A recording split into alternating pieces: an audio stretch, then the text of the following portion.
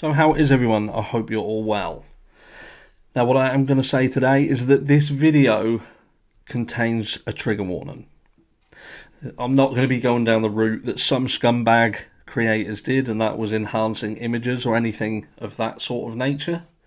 I do believe that there is a line that was crossed in that, and I've said my piece. But what we are going to be doing today, and I've got some notes here today, there's a lot to go through, so stick around. We're going to be talking about some things around the Kiely Rodni case that could potentially sort of lead you to believe that there is a chance that Kiely may have taken her own life, and that perhaps her friends either knew about it, potentially even were involved in covering it up in order to either assist her, or perhaps the way it was done could have backfired upon them and made them look bad. But let's take a look. So what we're first of all going to be looking at is the fact that, look, we've got Jagger and some of the posts that he puts. You know, originally they were kind of pushing this narrative that she was kidnapped, she'd gone. They pushed it so much that I believe that influenced law enforcement themselves. And they were starting to draw back on their search attempts, and they were going to leave this situation. You know, now you could argue, were they just so, I don't know how they would have missed that vehicle, but, you know, were they, let's put a pin in that, because again, I don't think that we have any answers as to why they would have not seen it. You know, if they were using equipment and there was that many people and that many hours put into that search, and it was so close, it was basically ground zero. There was even, and I'm not a spiritual person, but I've seen a few posts regarding, you know, the readings that they do. And there was one, I can't remember who it was, I apologise, but they'd said that Kiely, a message that had come through was that it was going to be so obvious.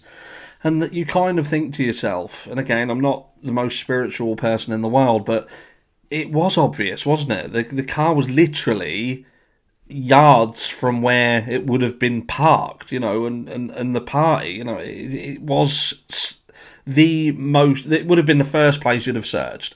A lot of us had already thought to ourselves, look, she's gone into the water, find the car, find the girl. And it was right there. It took 2 weeks to find the car, and it was right there. But anyway, I digress. But look, they originally were pushing this narrative because I believe that they were under the impression, look, this place has been searched. The police have searched it, and they've said that it's all right, so we've got away with it. So now we need to take people away from this area to lead them to believe that she'd gone. She's gone away. She's been taken, and that's it. And they were kind of that breath of, that's it, we're done, we're safe. And I believe that's where a lot of the anguish came from with regards to Adventures with Purpose, because obviously they've been called in, they've then come in and subsequently found the vehicle, and they've brought it all back to life. And we look at the likes of Jagger, who is furious at them, you know, and you think to yourself, this is a girl who you claimed that you loved. You even said that she's your angel. So how can you be angry towards the people who found your angel and allowed her to be put to rest? You know, what would you have rather, that she laid in that body of water in that car with nobody knowing where she was, and that speculation that she could have been anywhere? I can't quite get my head around it. And I know grief does some strange things, but however, I wrap my head around that. And look, I've lost people in my life. When I was younger, I had a friend. She was 17 years old. She was stabbed to death by her boyfriend. So I know where that comes from. Look, she wasn't my girlfriend, but it was a close friend, and she was killed in a horrific way. And I can't kind of conclude how he can be angry at some people who went through that to bring her to rest. But anyway, I digress yet again. And then we look at some other hints. Jagger turns around and then pushes. Once we know the vehicle's been found, it's found, and they can no longer push this abduction and taken away sort of narrative. It's then focusing on, right, so how can we get out of this muddle?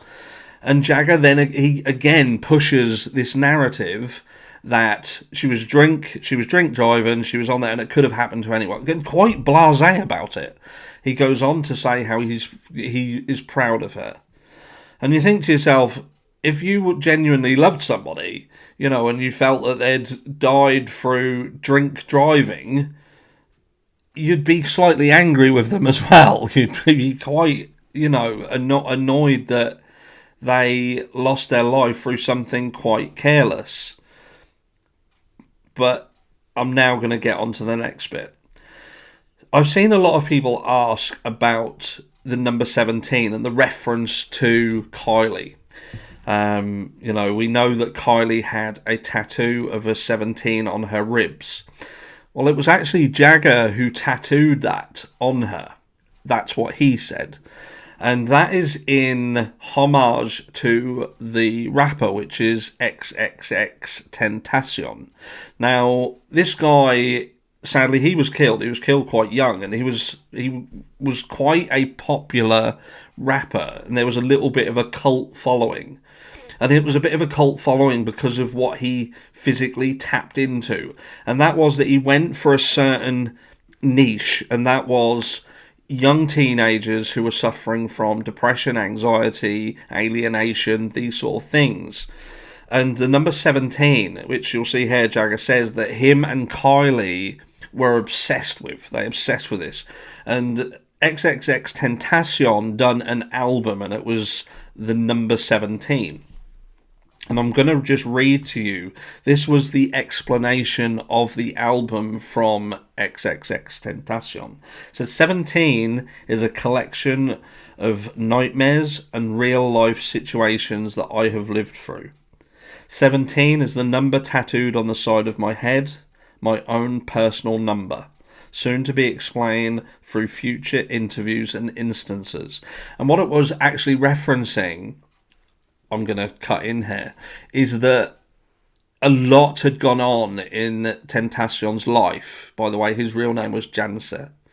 A lot had gone on, and it was kind of a pivotal moment in his life from age 17. He'd gone through a lot. Now, by listening to this album, you are literally, and I cannot stress enough, entering my mind. And if you are not willing to accept my emotion and hear my words fully, do not listen. I do not value your money. I value your acceptance and your loyalty. Here is my pain put into words. I put my all into this, in the hope that it will help cure or at least numb your depression. I love you. Thank you for listening. Enjoy. And it goes on to have songs in that album such as Revenge, Fuck Love, Carry On, and Dead Inside. It's kind of a dark, emo-esque rap hip-hop album. And so you think to yourself, when we listen to like the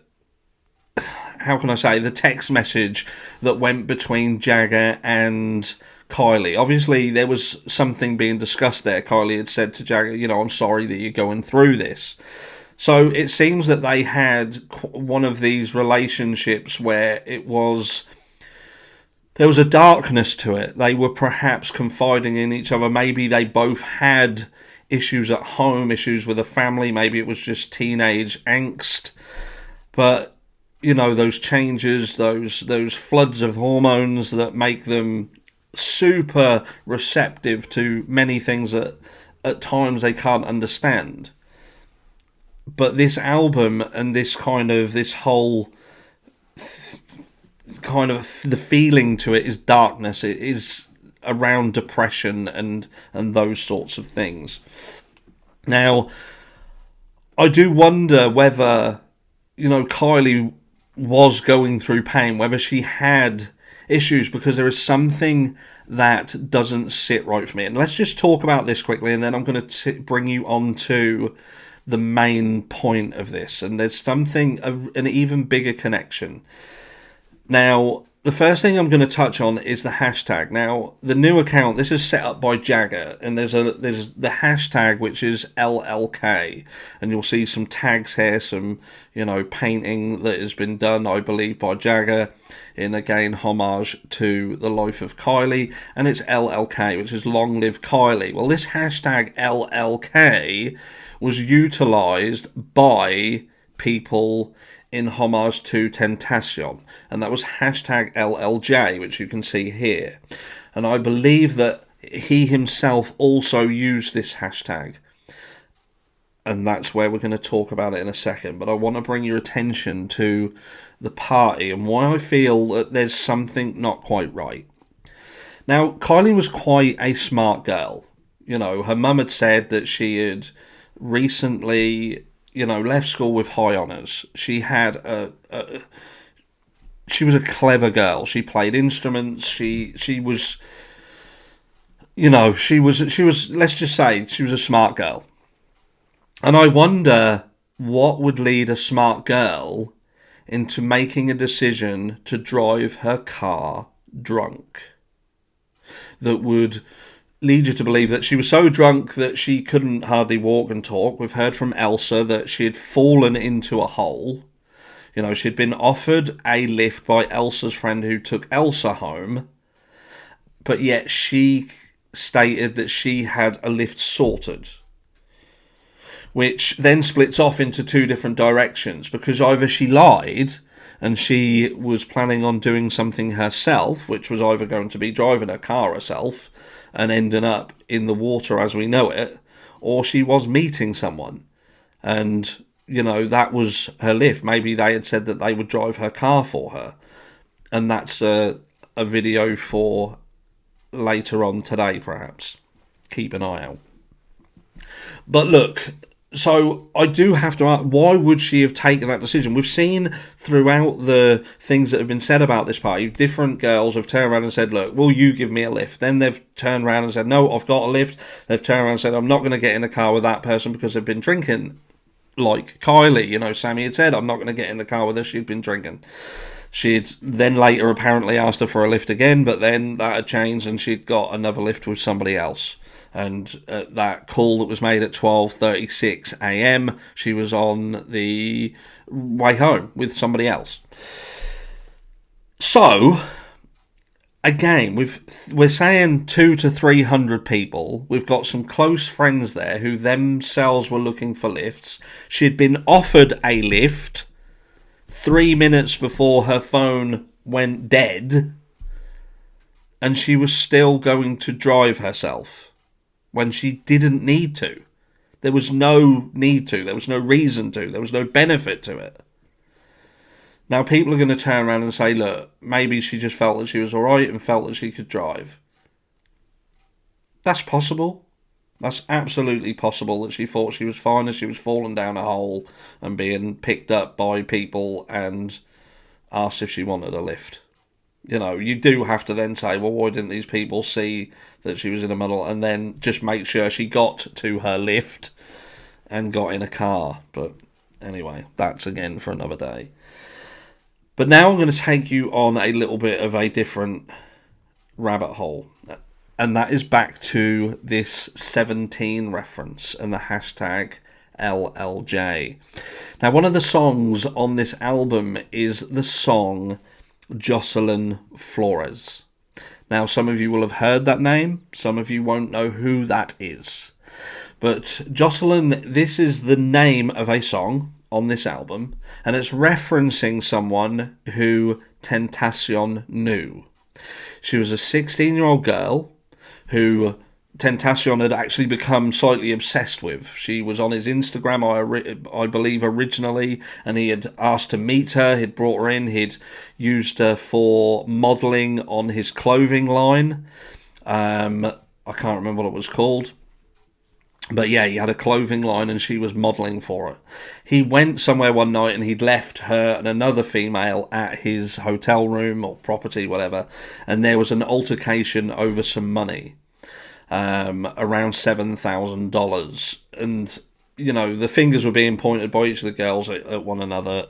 Cut a long story short, later on that evening, Jocelyn took her own life. And she was 16 years old.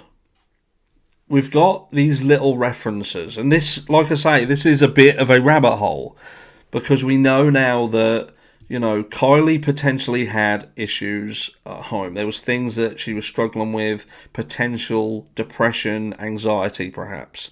We must admit, when we look at some pictures of Kiely, there just looks to be a bit of a sadness around her. The fact that she finds this music some way therapeutic, perhaps, and is obsessed with it. This obsession with 17, and this reference to Xxxtentacion and his age of 17. The fact that this Jocelyn Flores was somebody with the hashtag LLJ. The fact she took her own life at 16, and now this seemingly switch from Jagger to turn this into a similar homage using the same hashtags as what was used for his musical hero. The fact that Jagger is saying that he's proud of her and to let her rest in peace and stuff like this, and they're not allowing people to even contemplate that this could have been foul play, when on the grander scheme of things it could be. Unless they physically know something, you can't turn around and make statements that say that these are false statements. This tow truck situation, something doesn't sit right there either. Someone pointed out, at some point, if this was Kiely's vehicle, then there were people inside that vehicle who were two things. They weren't 100% sure how to drive it, so they weren't overly familiar with it. And this switching round and not being near each other, I personally believe that wasn't because they were staying away from each other or there was a nervousness between them or scared between them. This was keeping an eye on the vehicle. This was potentially feeling that they needed to patrol the vehicle to stop someone seeing and controlling what they could see if they looked through the side of that vehicle. I think they were protecting the vehicle. And that leads me to believe that potentially Kiely had taken her own life. Potentially this was with drugs, and potentially her friends helped cover it up. Perhaps she put herself in the rear of that vehicle and took something that she shouldn't have, and her friends pushed the car into the water. Again, this has been a harsh one, I know. And again, this is, like I said at the beginning, this is a rabbit hole to go down. But there's just elements of it that just to me seem a stark possibility. A teenage girl with an obsession with an album and a number that is about, darkness and pain and depression, having conversations with her ex-partner about things that are going on, and to walk off into the night after a party and end up deceased with no real explanation.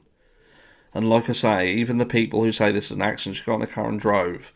Why would a smart girl with a bright future get in a car and drive into a lake, and while she's in there, get out of a seatbelt, ignore open windows, whatever, and not get out, but just drive? Why would she have driven when she was given so many opportunities to not drive? Let me know down below, and I'll catch you all in the next one.